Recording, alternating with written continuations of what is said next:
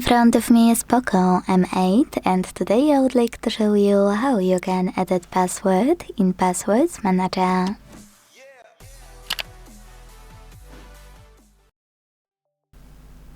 Begin by opening Settings and scrolling down to hit Google.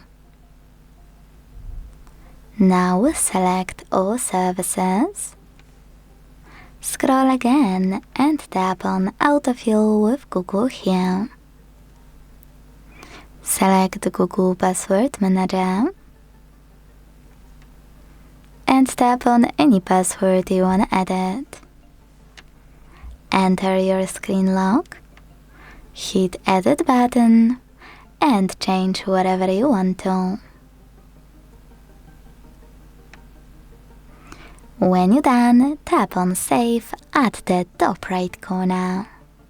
Thanks so much for watching. If you enjoyed this video, leave a like, comment and subscribe.